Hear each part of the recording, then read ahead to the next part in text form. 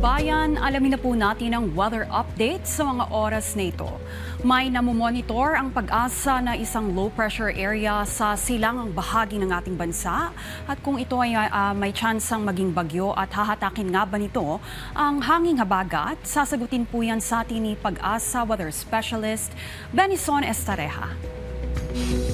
Magandang hapon, Miss Trixie. Para sa lagi ng ating panahon, meron tayong minomonitor na low pressure area sa loob ng Philippine Area of Responsibility.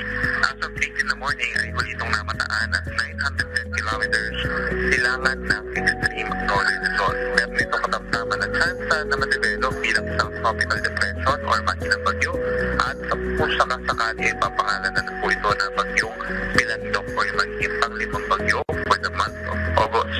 Yung assessment natin for this low pressure area na pre-Pilandok ay posibleng pagdating ito hilagang bahagi ng Philippine Sea sa mga susunod na araw at mag-enhance or hahatak ng southwest monsoon sa malaking bahagi ng Luzon at Visayas, kabilang na ang Metro Manila. So, ibig sabihin po, simula ngayon hanggang sa mga susunod na araw or possibly hanggang early next week ay magpapatuloy po ang mga pag-ulan, epekto ng southwest monsoon at mas dadalas pa po at mas lalakas pa ang mga asahang pag-ulan kumpara ngayong araw.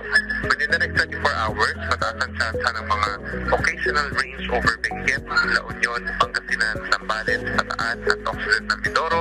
Habang simula naman bukas ng tanghali, pinakamadalas ang pag-ulan dito pa rin sa may Benguet, Zambales, Occidental ng Mindoro, and then sa Ilocos Sur, Abra, La Union, Pangasinan, Bataan, Pampanga, Cavite at Batangas. Sa mga nabanggit natin na lugar, mag-ingat po sa banta ng mga pagbaha at pag-ubo ng lupa at mataas ang tsansa na sa mga susunod na araw magtataas po tayo ng mga heavy rainfall warnings at rainfall advisories.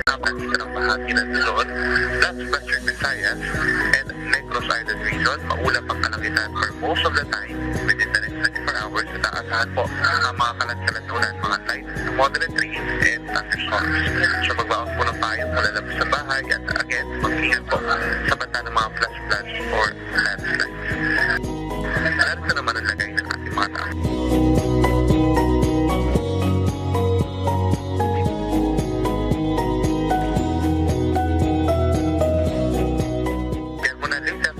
Sa Weather Forecasting Center ng Pag-asa, ako muli si Benison Estareja. Magandang hapon. Maraming salamat Pag-asa weather specialist Benison Estareja. At yan ang update sa mga oras na ito. Muli sa pabago-bagong panahon maging listo dahil ligtas ang may info.